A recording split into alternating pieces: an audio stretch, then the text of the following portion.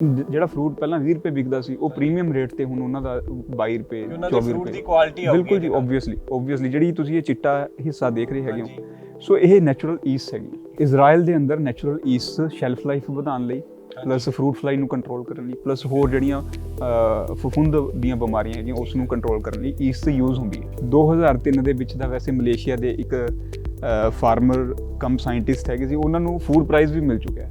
Plus ਇਹ ਕੋਈ ਨਵੀਂ ਚੀਜ਼ ਨਹੀਂ ਹੈਗੀ। 80 ਦਹਾਕੇ ਦੇ ਵਿੱਚ ਜਦੋਂ ਪਲੇਗ ਫੈਲਿਆ ਸੀ ਯੂਰਪ ਦੇ ਅੰਦਰ, ਉਦੋਂ ਵਿਨੇਗਰ ਸਟਰਲਾਈਜ਼ ਦੇ ਅੰਦਰ ਯੂਜ਼ ਹੋਇਆ। ਸੋ ਇਹ 90 ਦਿਨਾਂ ਦੇ ਵਿੱਚ ਬਣ ਕੇ ਤਿਆਰ ਹੁੰਦਾ। ਸੋ ਉਸਦੇ ਕਾਫੀ ਅੱਛੇ ਰਿਜ਼ਲਟਸ ਮਿਲੇ ਹੈਗੇ ਨੇ। ਬਾਜ਼ਾਰ ਦੇ ਵਿੱਚ ਵਿਕਦਾ ਵੀ ਹੈਗਾ ਤੇ ਬੜੇ ਮਹਿੰਗੇ ਰੇਟਾਂ ਤੇ ਵਿਕਦਾ ਹੈਗਾ। ਬਹੁਤ ਸਾਰੇ ਇਹਦੇ ਪ੍ਰੋਡਕਟਸ ਵੀ ਵਿਕਦੇ ਹੈਗੇ ਨੇ। ਸਤਿ ਸ਼੍ਰੀ ਅਕਾਲ ਕਿਸਾਨ ਵੀਰੋ, ਮੈਂ ਨਵਦੀਪ ਸਿੰਘ ਆਪਣੀ ਖੇਤੀ ਤੋਂ। ਅੱਜ ਅਸੀਂ ਫਿਰ ਜੁੜ ਚੁੱਕੇ ਹਾਂ ਵਿਪੇਸ਼ ਗਰਗ ਜੀ ਨਾਲ, ਜੋ ਬਾਗਬਾਨੀ ਵਿਭਾਗ ਬੁਢਲਾਡਾ 'ਚ ਆਪਣੀਆਂ ਸੇਵਾ ਨਿਭਾ ਰਹੇ ਹਨ। ਜਿਵੇਂ ਅਸੀਂ ਅੱਜ ਇਹਨਾਂ ਕੋਲੇ ਆ ਰਹੇ ਸੀ ਤੇ ਰਸਤੇ ਦੇ ਵਿੱਚ ਅਸੀਂ ਦੇਖਿਆ ਕਿ ਬਹੁਤ ਸਾਰੇ ਕਿੰਨੂ ਵਾਲੇ ਬਾਗ, ਉਹਨਾਂ ਦੇ ਆਸੇ-ਪਾਸੇ ਕੇਰ ਬਹੁਤ ਸਿੱਟੀ ਪਈ ਸੀ। ਠੀਕ ਹੈ, ਉਹਦਾ ਕੋਈ ਨਾ ਤਾਂ ਕੋਈ ਸੋਲੂਸ਼ਨ ਦਿੰਦਾ। ਜਿਵੇਂ ਕਿ ਆਪਾਂ ਦੇਖਦੇ ਹਾਂ ਕਿ ਪੰਜਾਬ ਦੇ ਵਿੱਚ ਤਕਰੀਬਨ 90,000 ਏਕੜ 'ਚ ਕਿੰਨੂ ਦਾ ਬਾਗ ਲੱਗਿਆ ਹੋਇਆ ਹੈ ਤੇ ਜਿਹਦੀ ਕੀ ਪ੍ਰੋਡਕਸ਼ਨ ਹੁੰਦੀ ਹੈ 12 ਲੱਖ ਮੈਟ੍ਰਿਕ ਟਨ ਤੋਂ ਜ਼ਿਆਦਾ।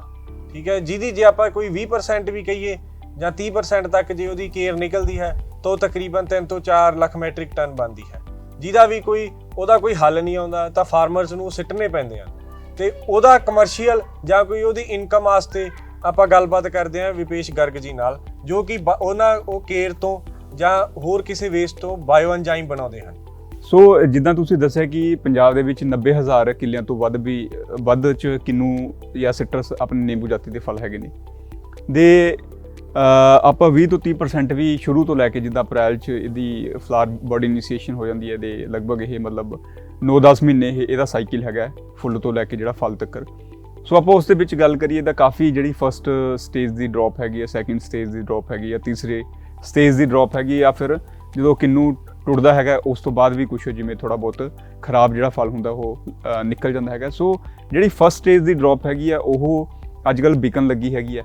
ਮਤਲਬ ਉਹ 50 ਤੋਂ ਲੈ ਕੇ 100-120 ਰੁਪਏ ਤੱਕ ਉਹ ਅਬੋਹਰ ਦੇ ਏਰੀਏ 'ਚ ਲੋਕ ਕਲੈਕਟ ਕਰਕੇ, ਇੱਕ ਕੋਈ ਕੰਪਨੀ ਹੈਗੀ ਹੈ ਹਿਮਾਚਲ ਦੇ ਅੰਦਰ, ਉਹਦਾ ਪਲਾਂਟ ਲੱਗਿਆ ਹੋਇਆ। ਸੋ ਉਸ ਤੋਂ ਉਹ ਕੈਮੀਕਲ ਜਿਹੜੇ ਸਿਟਰੋਨੋਇਡਸ ਹੁੰਦੇ ਆ ਜਾਂ ਹੋਰ ਇਸ ਦੇ ਅੰਦਰ ਲੈਮੋਨੋਇਡਸ ਹੁੰਦੇ ਆ, ਉਹ ਕੈਮੀਕਲ ਕੱਢ ਕੇ ਫਿਰ ਉਸ ਤੋਂ ਬਾਅਦ ਉਸ ਦੀ ਅਲੱਗ-ਅਲੱਗ ਦਵਾਈਆਂ ਜਾਂ ਹੋਰ ਕੋਸਮੈਟਿਕਸ ਜਾਂ ਚੀਜ਼ਾਂ ਲਈ ਵਰਤੋਂ ਹੋਣ ਲੱਗੀ ਹੈਗੀ ਹੈ। ਪਰ ਜਿਹੜੀ ਸੈਕਿੰਡ ਤੇ ਥਰਡ ਜਿਹੜੀ ਸਟੇਜ ਦੀ ਡ੍ਰੌਪ ਹੈਗੀ ਹੈ, ਜਾਂ ਹੁਣ ਆਪਾਂ ਗੱਲ ਕਰੀਏ ਕਿ ਹੁਣ ਜਿੱਦਾਂ ਕਿੰਨੂ ਦਾ ਸੀਜ਼ਨ ਚੱਲਿਆ ਹੋਇਆ, ਸੋ ਜਿਹੜੀ ਖੇਤਾਂ ਦੇ ਵਿੱਚ ਆਮ ਜਿਹੜੀ ਡ੍ਰੌਪ ਹੈਗੀ ਹੈ, ਜਿੱਦਾਂ ਕੋਈ ਵੀ ਬਾਗ ਲਾ ਲਓ ਜਿਹੜੇ ਵੀ ਏਰੀਆ ਦਾ ਪੰਜਾਬ ਦਾ, ਸੋ ਉਸ ਦੇ ਵਿੱਚ ਜਿਹੜੀ ਆਮ ਡ੍ਰੌਪ ਹੈਗੀ ਹੈ ਉਹ ਕਿਸਾਨ ਨੂੰ ਮਜਬੂਰਨ ਚੱਕ ਕੇ, ਪਹਿਲੀ ਗੱਲ ਤਾਂ 5-7 ਦਿਨ ਦਾ ਉਹ ਉੱਥੇ ਉਹਦੇ ਖੇਤ 'ਚ ਹੀ ਪਿਆ ਰਹਿੰਦਾ ਹੈਗਾ। ਉਸ ਤੋਂ ਬਾਅਦ ਉਹ ਫਿਰ ਚੱਕ ਕੇ ਕਿਸੇ ਨਹਿਰ 'ਚ ਜਾਂ ਫਿਰ ਕਿਸੇ ਆਲੇ ਦੁਆਲੇ ਦੇ ਕੋਈ ਖੱਡਿਆਂ 'ਚ ਜਾਂ ਫਿਰ ਕਿਤੇ ਜਾਂ ਸੜਕ ਦੇ ਕੰਢਿਆਂ 'ਤੇ ਵੀ ਉਹ ਸੜ ਦਿੰਦਾ ਹੈਗਾ। ਸੋ ਇਸ ਨਾਲ ਮਤਲਬ ਉਸ ਦੀ ਜ਼ਮੀਨ ਦੇ ਵਿੱਚ ਵੀ ਬਿਮਾਰੀਆਂ ਫੈਲਦੀਆਂ, ਜਿੱਦਾਂ ਹੁਣ ਫਾਈਟੋਪੈਥ ਹੋ ਰਿਹਾ ਜਾਂ ਹੋਰ ਵੀ ਜਿਹੜੇ ਕਈ ਕਿੰਨੂ ਦੇ ਰੋਗ ਹੈਗੇ ਨੇ, ਉਹ ਤਾਂ ਫੈਲਦੇ ਨੇ ਕਿਉਂਕਿ ਉਹ ਬਾਗ ਦੇ ਵਿੱਚ ਸਫਾਈ ਨਹੀਂ ਹੁੰਦੀ ਜਾਂ ਉਹ ਕੇਅਰ ਪਈ ਰਹਿੰਦੀ ਹੈਗੀ ਹੈ। ਜਾਂ ਫਿਰ ਅਗਰ ਆਪਾਂ ਗੱਲ ਵੀ ਕਰੀਏ ਜਦੋਂ ਕਿਸਾਨ ਬਾਹਰ ਵੀ ਸੜਦਾ ਹੈਗਾ ਤੇ ਉਹ ਵੀ ਕਿਤੇ ਨਾ ਕਿਤੇ ਉਹ ਗਲ ਸੜ ਕੇ, ਕਿਉਂਕਿ ਜਿਹੜਾ ਕਿੰਨੂ ਹੈਗਾ ਉਸ ਦੇ ਅੰਦਰ ਬਹੁਤ ਸਾਰਾ ਨਿਊਟ੍ਰੀਸ਼ਨ ਹੈਗਾ, ਉਸ ਦੇ ਅੰਦਰ ਸਾਰੇ ਤੱਤ ਹੈਗੇ ਨੇ। ਜੇ ਉਸ ਦੀ ਸੁਚੱਜੀ ਵਰਤੋਂ ਹੋਵੇ ਤਾਂ ਉਹ ਕਿਤੇ ਨਾ ਕਿਤੇ ਕਿਸਾਨ ਉਸ ਤੋਂ ਲਾਹਾ ਲੈ ਸਕਦਾ ਹੈਗਾ। ਸੋ ਜਿਹੜੇ ਬਾਇਓ ਐਨਜ਼ਾਈਮ ਹੈਗੇ ਨੇ, ਜਿੱਦਾਂ ਉਹ ਇੱਕ ਤਰ੍ਹਾਂ ਦਾ ਸਿਰਕਾ ਹੈਗਾ, ਸੋ ਇਹ 90 ਦਿਨਾਂ ਦੇ ਵਿੱਚ ਬਣ ਕੇ ਤਿਆਰ ਹੁੰਦਾ। ਸੋ ਬੜਾ ਸਿੰਪਲ ਜਿਹਾ ਫਾਰਮੂਲਾ ਹੈਗਾ ਵੀ 1 ਹਿੱਸਾ ਗੁੜ, 3 ਹਿੱਸੇ ਜਿਹੜੇ ਕਿੰਨੂਆਂ ਦੀ ਕੇਅਰ, ਉਹ ਤੁਸੀਂ ਪੂਰਾ ਫਰੂਟ ਵੀ ਯੂਜ਼ ਕਰ ਸਕਦੇ ਹੋ, ਛਿਲਕੇ ਵੀ ਯੂਜ਼ ਕਰ ਸਕਦੇ ਹੋ, ਜਾਂ ਜੂਸ ਕੱਢਣ ਤੋਂ ਬਾਅਦ ਜਿਹੜਾ ਪਲਪ ਬਚ ਜਾਂਦਾ ਹੈਗਾ ਉਹ ਵੀ ਯੂਜ਼ ਕਰ ਸਕਦੇ ਹੈਗੇ ਹੋ, ਤੇ 10 ਹਿੱਸੇ ਪਾਣੀ। ਸੋ ਇੱਦਾਂ ਇਹ 90 ਦਿਨ ਆਪਾਂ ਕਿਸੇ ਬੰਦ ਭਾਂਡੇ ਵਿੱਚ ਰੱਖ ਕੇ ਉਸ ਨੂੰ ਹਰ ਹਫਤੇ ਮਤਲਬ ਖੋਲ੍ਹਣਾ ਪੈਂਦਾ, ਬਰਫ਼ ਕਰਵਾਉਣਾ ਪੈਂਦਾ, ਜਿਹੜੀ ਗੈਸ ਬਣੀ ਉਹ ਬਾਹਰ ਕੱਢਣੀ ਪੈਂਦੀ ਹੈ। ਸੋ 90 ਦਿਨਾਂ ਦੇ ਵਿੱਚ ਉਹ ਬਣ ਕੇ ਤਿਆਰ ਹੋ ਜਾਂਦਾ ਹੈਗਾ। ਦੇ ਉਸ ਤੋਂ ਬਾਅਦ ਇਸ ਨੂੰ ਨਿਤਾਰ ਕੇ, ਜਿੱਦਾਂ ਤੁਸੀਂ ਉਰੇ ਬੋਤਲਾਂ 'ਚ ਦੇਖੋਗੇ, ਉਸ ਤੋਂ ਬਾਅਦ ਇਹਨੂੰ ਨਿਤਾਰ ਕੇ ਜਿਹੜੇ ਸਾਡੇ ਕਿਸਾਨ ਹੈਗੇ ਆ ਉਹ ਲਗਭਗ 2% ਦੇ ਹਿਸਾਬ ਨਾਲ ਇਸ ਨੂੰ ਮਤਲਬ 100 ਲੀਟਰ ਪਾਣੀ ਦੇ ਵਿੱਚ 2 ਲੀਟਰ ਪਾ ਕੇ ਇਸ ਦੀ ਫੋਲੀਅਰ ਸਪਰੇਅ ਕਰ ਰਹੇ ਨੇ। ਪਲੱਸ ਜਿੱਦਾਂ ਹੁਣ ਕਿੰਨੂ ਦੇ ਜਿਹੜੇ ਕਾਸ਼ਤਕਾਰ ਹੈਗੇ ਨੇ ਉਹਨਾਂ ਦੇ, ਜਾਂ ਸਬਜ਼ੀ ਦੇ ਕਾਸ਼ਤਕਾਰ ਹੈਗੇ ਨੇ, ਉਹਨਾਂ ਦੇ ਖੇਤ 'ਚ ਜਿਹੜਾ ਡੱਗ ਪੱਟਿਆ ਹੁੰਦਾ, ਸੋ 10,000 ਲੀਟਰ ਪਾਣੀ ਮਗਰ 1 ਲੀਟਰ ਬਾਇਓ ਐਨਜ਼ਾਈਮ ਹਰ 15 ਦਿਨਾਂ ਬਾਅਦ ਤੁਸੀਂ ਪਾਣੀ ਦੇ ਵਿੱਚ ਪਾਓਗੇ ਤਾਂ, ਕਿਉਂਕਿ ਉਹ ਜਦੋਂ ਇਰੀਗੇਸ਼ਨ ਲਈ ਪਾਣੀ ਯੂਜ਼ ਹੋਣਾ ਤਾਂ ਉਹ ਇਰੀਗੇਸ਼ਨ ਦੇ ਵਿੱਚ ਵੀ ਅਪਲਾਈ ਹੋ ਗਿਆ। ਸੋ ਇੱਦਾਂ ਜਿਹੜੇ ਸਾਡੇ ਫਾਰਮਰਸ ਹੈਗੇ ਨੇ ਉਹ ਆਪਣਾ ਮਤਲਬ ਜਿਹੜੀ ਕਿੰਨੂ ਦੀ ਕੇਅਰ ਹੈ ਉਸ ਤੋਂ ਕੋਈ ਆਪਣੇ ਖੇਤ ਲਈ ਬਾਇਓ ਐਨਜ਼ਾਈਮਸ ਬਣਾ ਸਕਦੇ ਹੈਗੇ ਨੇ। ਦੇ ਇਸ ਤੋਂ ਇਲਾਵਾ ਬਾਇਓ ਐਨਜ਼ਾਈਮਸ ਐਗਰੀਕਲਚਰ ਦੇ ਵਿੱਚ ਦਾ ਯੂਜ਼ ਹੁੰਦੇ ਆ, ਕਿਉਂਕਿ ਇਸ ਦੀ ਪੀਐਚ ਜਿਹੜੀ ਹੈਗੀ ਹੈ, ਜਿੱਦਾਂ ਤੁਸੀਂ ਉਰੇ ਦੇਖੋਗੇ ਤੇ ਜਿਹੜੀ ਇਹਦੀ ਪੀਐਚ ਹੈਗੀ ਹੈ, ਅਗਰ ਮੈਂ ਤੁਹਾਨੂੰ ਉਰੇ ਦਿਖਾਵਾਂ ਤਾਂ ਇਹਦੀ ਜਿਹੜੀ ਪੀਐਚ ਹੈਗੀ ਉਹ 2.75 2.6 ਮਤਲਬ 3 ਦੇ ਆਲੇ ਦੁਆਲੇ ਹੈਗੀ ਹੈ। ਸੋ ਪੰਜਾਬ ਦੀਆਂ ਜਿਹੜੀਆਂ ਜ਼ਮੀਨਾਂ ਹੈਗੀਆਂ ਉਸ ਦੇ ਵਿੱਚ ਜਿਹੜੀ ਪੀਐਚ ਉਹ ਕਾਫੀ ਜ਼ਿਆਦਾ ਹੈਗੀ ਹੈ। ਫਿਰ ਆਪਣੇ ਜਿਹੜੇ ਹੋਰ ਖਾਦ ਆਪਾਂ ਪਾਣੇ ਹੈਗੇ ਜਾਂ ਕੈਮੀਕਲ ਪਾਣੇ ਉਹ ਜ਼ਮੀਨ ਦੇ ਵਿੱਚ ਫਿਕਸ ਹੋ ਜਾਂਦੇ ਹੈਗੇ। ਸੋ ਇਸ ਦੇ ਅੰਦਰ ਬਹੁਤ ਸਾਰੇ ਬੈਕਟੀਰੀਆ ਹੈਗੇ ਨੇ ਜਿਹੜੇ ਗੁੱਡ ਬੈਕਟੀਰੀਆ ਕਹਿੰਦੇ, ਜਿੱਦਾਂ ਲੱਸੀ ਦੇ ਅੰਦਰ ਲੈਕਟੋਬੈਸਿਲਸ ਹੁੰਦੇ, ਇਸ ਦੇ ਅੰਦਰ ਕਾਫੀ ਬੈਕਟੀਰੀਆਜ਼ ਹੈਗੇ ਨੇ ਪ੍ਰੋਬਾਇਓਟਿਕ। ਸੋ ਜ਼ਮੀਨ ਦੇ ਵਿੱਚ ਜਾ ਕੇ ਜਿਹੜੀਆਂ ਖਾਦਾਂ ਹੈਗੀਆਂ ਉਸ ਨੂੰ ਵੀ ਖੋਰਦੇ ਹੈਗੇ ਨੇ। ਪਲੱਸ ਬਾਈ ਡਿਫਾਲਟ ਮਤਲਬ ਇਹ ਜਿੱਦਾਂ ਹੁਣ ਖੱਟੀ ਲੱਸੀ ਆ ਉਹ ਕੁਦਰਤੀ ਖੇਤੀ ਆਰਗੈਨਿਕ ਫਾਰਮਿੰਗ ਦੇ ਵਿੱਚ ਆਪਾਂ ਫੰਗੀਸਾਈਡ ਦੇ ਤੌਰ ਤੇ ਯੂਜ਼ ਕਰਦੇ ਹੈਗੇ। ਸੋ ਇਸ ਦੀ ਪੀਐਚ ਘੱਟ ਹੋਣ ਕਰਕੇ ਪਲੱਸ ਇਸ ਦੇ ਅੰਦਰ ਗੁੱਡ ਬੈਕਟੀਰੀਆ ਹੋਣ ਕਰਕੇ ਇਹ ਵੀ ਫੰਗੀਸਾਈਡ ਦਾ ਕੰਮ ਕਰਦਾ ਹੈਗਾ। ਸੋ ਫਾਰਮਰਸ ਨੇ ਸਾਨੂੰ ਰਿਜ਼ਲਟਸ ਦੱਸੇ ਹੈਗੇ ਨੇ, ਬਹੁਤ ਵਧੀਆ ਰਿਜ਼ਲਟਸ ਦੱਸੇ ਹੈਗੇ ਨੇ, ਜਿੱਦਾਂ ਮਿਰਚ ਦੇ ਅੰਦਰ ਠੁੱਠੀ ਰੋਗ ਹੈਗਾ ਜਾਂ ਫਿਰ ਮਤਲਬ ਹੋਰ ਲੇਟ ਬਲਾਈਟ ਹੈਗੀ ਹੈ ਪੋਟੈਟੋ ਦੇ ਅੰਦਰ। ਸੋ ਉਸਦੇ ਕਾਫੀ ਅੱਛੇ ਰਿਜ਼ਲਟਸ ਮਿਲੇ ਹੈਗੇ ਨੇ। ਸੋ ਫਾਰਮਰਸ ਇਸ ਨੂੰ ਯੂਜ਼ ਕਰ ਰਿਹਾ ਹੈਗਾ। ਪਲੱਸ ਉਹਦੀ ਜਿਹੜੀ ਜ਼ਮੀਨ ਹੈਗੀ ਉਹ ਵੀ ਕਿਤੇ ਨਾ ਕਿਤੇ ਉਪਜਾਊ ਹੋ ਰਹੀ ਹੈ, ਫਰਟਾਈਲ ਹੋ ਰਹੀ ਹੈ, ਰੀਜਨਰੇਟ ਹੋ ਰਹੀ ਹੈ। ਤੇ ਇਸ ਤੋਂ ਇਲਾਵਾ ਕਿੰਨੂ ਤੋਂ ਤਾਂ ਬਾਇਓਐਨਜ਼ਾਈਮ ਬਣਦੇ ਜਿੱਦਾਂ ਤੁਸੀਂ ਇਹ ਦੇਖੋਗੇ, ਇਹ ਮੇਰੇ ਫਾਰਮਰ ਦਾ ਬਾਇਓਐਨਜ਼ਾਈਮ ਹੈ। ਸੋ ਉਸਨੇ ਇਹ ਜਾਮਨ ਤੋਂ ਬਣਾਇਆ, ਰੰਗ ਕਿੰਨਾ ਸੋਹਣਾ ਹੈਗਾ। ਸੋ ਇਹ ਖੇਤੀ ਦੇ ਵਿੱਚ ਤਾਂ ਯੂਜ਼ ਹੁੰਦੇ ਇਸ ਤੋਂ ਇਲਾਵਾ ਇਹ ਨਹਾਉਣ ਧੋਣ ਦੇ ਵਿੱਚ, ਸਾਫ਼ ਸਫਾਈ ਦੇ ਵਿੱਚ, ਜਿੱਦਾਂ ਹੁਣ ਸਾਡੇ ਇੱਕ ਫਾਰਮਰ ਜੀ ਹੈਗੇ ਨੇ ਗੁਰਾਜ ਸਿੰਘ ਵਿਰਕ ਫਰੀਦਕੋਟ, ਉਹ ਇਨਫੈਕਟ ਇਸ ਨੂੰ ਨਹਾਉਣ ਧੋਣ ਦੇ ਵਿੱਚ ਵੀ ਦੇ ਸਾਫ਼ ਸਫਾਈ ਦੇ ਵਿੱਚ ਵੀ, ਕੱਪੜੇ ਧੋਣ ਦੇ ਵਿੱਚ ਵੀ ਵਰਤ ਰਹੇ ਹੈਗੇ ਨੇ। ਠੀਕ ਹੈ। ਤੇ ਵਿਪੇਸ਼ ਜੀ ਇਹਨਾਂ ਦੇ ਅਲੱਗ-ਅਲੱਗ ਕਲਰਸ ਕਿਉਂ ਦਿਖ ਰਹੇ ਆ ਜੀ? ਉਹ ਇਦਾਂ ਹੈਗਾ ਜੀ, ਹੁਣ ਜਿਵੇਂ ਇਹ ਕਿੰਨੂ ਤੋਂ ਬਣਿਆ, ਇਹ ਜਾਮਨ ਤੋਂ ਬਣਿਆ ਹੈਗਾ, ਇਹ ਚੁਕੰਦਰ ਤੋਂ ਬਣਿਆ ਹੈਗਾ, ਉਹ ਪਾਈਨਐਪਲ ਤੋਂ ਬਣਿਆ ਹੈਗਾ, ਤੇ ਇਹ ਚੁਕੰਦਰ ਦੇ ਕਿੰਨੂ ਤੋਂ ਮਿਕਸ ਬਣਿਆ ਹੈਗਾ। ਸੋ ਕੋਈ ਵੀ ਫਲ, ਕੋਈ ਵੀ ਫੁੱਲ ਤੇ ਕੋਈ ਵੀ ਸਬਜ਼ੀ ਜਿਹੜੀ ਬਚ ਜਾਂਦੀ ਹੈਗੀ ਉਹ ਗਲੀ ਨਹੀਂ ਹੋਣੀ ਚਾਹੀਦੀ। ਜਿੱਦਾਂ ਹੁਣ ਗੁਰਪ੍ਰੀਤ ਸ਼ੇਰਗਿੱਲ ਜੀ ਹੈਗੇ ਨੇ, ਪਟਿਆਲੇ ਦੇ ਫਾਰਮਰ ਹੈਗੇ ਨੇ। ਸੋ ਲੋਕਡਾਊਨ 'ਚੋਂ ਮੇਰੇ ਨਾਲ ਸਾਡੀ ਫੋਨ ਤੇ ਗੱਲ ਹੋਈ ਤਾਂ ਉਦੋਂ ਫੁੱਲ ਨਹੀਂ ਵਿਕ ਰਿਹਾ ਸੀ, ਤਾਂ ਉਹਨਾਂ ਨੇ ਗੁਲਾਬ ਦੇ ਗਿੰਦ ਦਾ ਵੀ ਬਾਇਓਐਨਜ਼ਾਈਮ ਬਣਾਇਆ। ਉਸ ਤੋਂ ਬਾਅਦ ਆਪਣੇ ਬਾਸਮਤੀ ਜਿਹੜੇ ਚੌਲ ਲਾਏ ਹੋਏ ਸੀ ਉਸ ਦੇ ਵਿੱਚ ਜੀਰੇ ਦੇ ਵਿੱਚ ਉਹਨਾਂ ਨੇ ਯੂਜ਼ ਕੀਤਾ।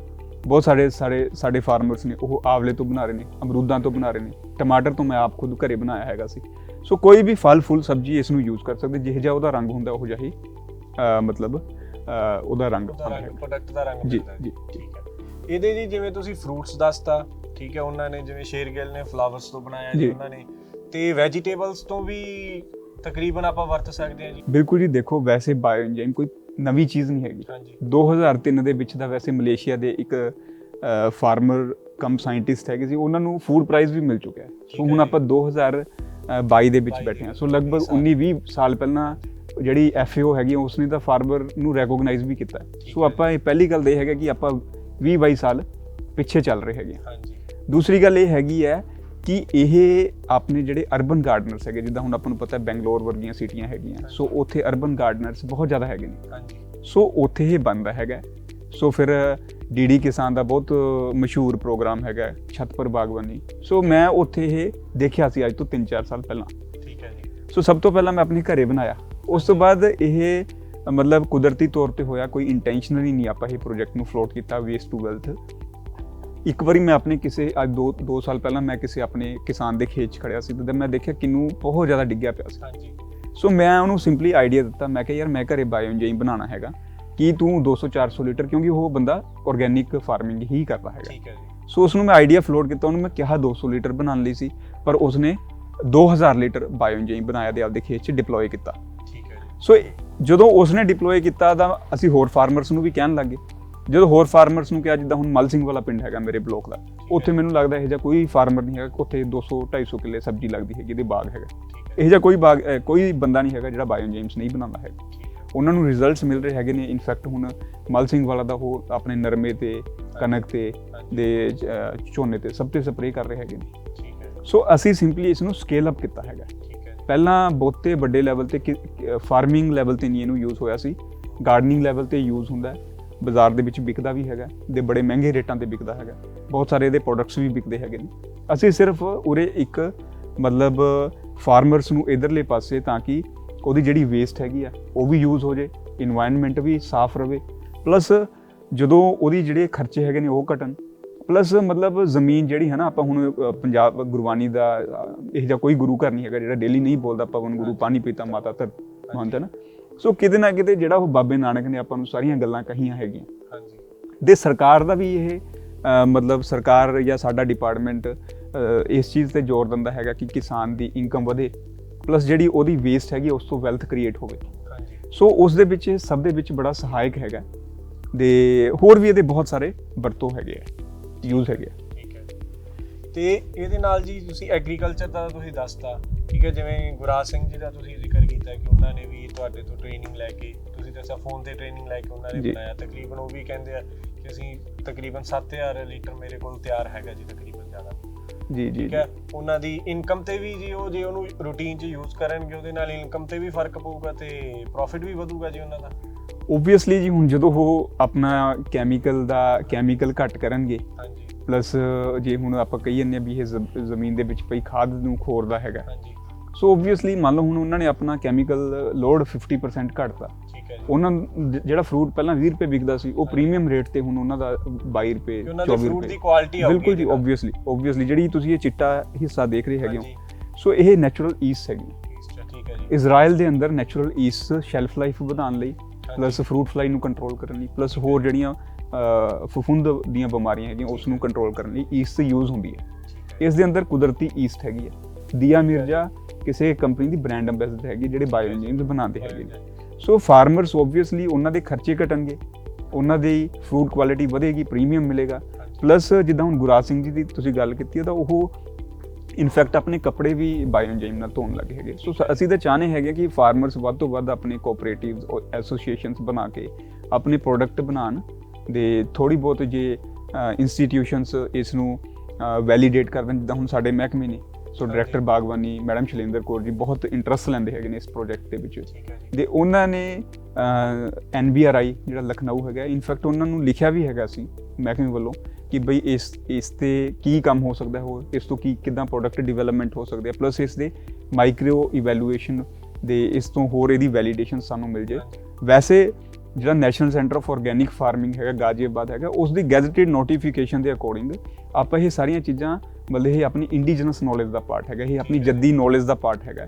ਸੋ ਇਹ ਆਪਾਂ ਪ੍ਰਮੋਟ ਕਰ ਸਕਦੇ ਹਾਂ, ਬਟ ਜੇ ਆਪਾਂ ਨੂੰ ਥੋੜਾ ਜਿਹਾ ਇਸ ਦੇ ਅੰਦਰ ਇੰਸਟੀਟਿਊਸ਼ਨਸ ਤੋਂ ਵੈਲੀਡੇਸ਼ਨ ਮਿਲ ਜੇ ਤਾਂ ਮੈਨੂੰ ਲੱਗਦਾ ਕਿਸਾਨ ਨੂੰ ਵੀ ਫਾਇਦਾ ਹੋਏਗਾ, ਇੰਡਸਟਰੀ ਨੂੰ ਵੀ ਫਾਇਦਾ ਹੋਏਗਾ, ਔਰ ਇਹ ਕਰੋੜਾਂ ਰੁਪਈਆਂ ਦੀ ਇੰਡਸਟਰੀ ਹੈਗੀ ਹੈ ਤੇ ਪੰਜਾਬ ਦੀ ਇਕਨੋਮੀ ਨੂੰ ਆਪਾਂ ਸੇਧ ਦੇ ਸਕਦੇ ਹੈਗੇ ਹਾਂ। ਸੋ ਅਸੀਂ ਕੋਈ ਇਹ ਨਹੀਂ ਹੈਗਾ ਕਿ ਅਸੀਂ ਸਿਰਫ ਮਤਲਬ ਇਸ ਦੇ ਅੰਦਰ ਇੰਡਸਟਰੀ ਦਾ ਬਹੁਤ ਵੱਡਾ ਸਕੋਪ ਹੈਗਾ। ਫਿਰ ਜਿੱਦਾਂ ਹੁਣ ਆਪਣੇ ਜਿਹੜੇ ਯੂਨੀਅਨ ਮਿਨਿਸਟਰ ਹੈਗੇ ਨਿਤਿਨ ਗਡਕਰੀ ਜੀ, ਤੁਸੀਂ ਉਹਨਾਂ ਦਾ ਨਾਮ ਪਾਣਾ ਬਾਇਓ ਇੰਜਾਈਮਸ ਨਿਤਿਨ ਗਡਕਰੀ। 2017 ਦੇ ਵਿੱਚ ਦਾ ਉਹਨਾਂ ਨੇ ਰੋਡ ਕੰਸਟਰਕਸ਼ਨ ਦੇ ਅੰਦਰ ਬਾਇਓ ਇੰਜਾਈਮ ਯੂਜ਼ ਕੀਤਾ ਹੈਗਾ। ਫਿਰ ਜਿੰਨੀ ਹੁਣ ਪਰਾਲੀ ਤੇ ਕੰਮ ਹੋ ਰਿਹਾ ਹੈ, ਬਾਇਓ CNG ਤੇ ਬਾਇਓ એનર્ਜੀ ਤੇ ਕੰਮ ਹੋ ਰਿਹਾ ਹੈ, ਫਿਰ ਬਾਇਓ ਫਰਟੀਲਾਈਜ਼ਰਸ ਤੇ ਕੰਮ ਹੋ ਰਿਹਾ ਹੈ। ਸੋ ਉਸ ਦੇ ਵਿੱਚ ਬਾਇਓ ਇੰਜਾਈਮਸ ਦਾ ਬਹੁਤ ਵੱਡਾ ਰੋਲ ਹੈਗਾ। ਜਿਹੜੇ ਫਰਟੀਲਾਈਜ਼ਰ ਹੈਗੇ ਨੇ ਉਸ ਨੂੰ ਐਕਟੀਵੇਸ਼ਨ ਕਰਨ ਲਈ, ਉਸ ਨੂੰ ਬਹੁਤ ਵੱਡਾ ਮਤਲਬ ਰੋਲ ਹੈਗਾ, ਬਹੁਤ ਵੱਡੀ ਇੰਡਸਟਰੀ ਖੜੀ ਹੋ ਸਕਦੀ ਹੈ।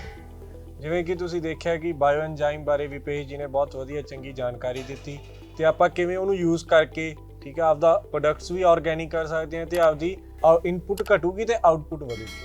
ਠੀਕ ਹੈ ਜੀ ਵਿਪੇਸ਼ ਜੀ, ਬਹੁਤ ਵਧੀਆ ਜਾਣਕਾਰੀ ਜੀ, ਤੁਹਾਡਾ ਬਹੁਤ ਬਹੁਤ ਸ਼ੁਕਰੀਆ ਜੀ, ਧੰਨਵਾਦ ਜੀ।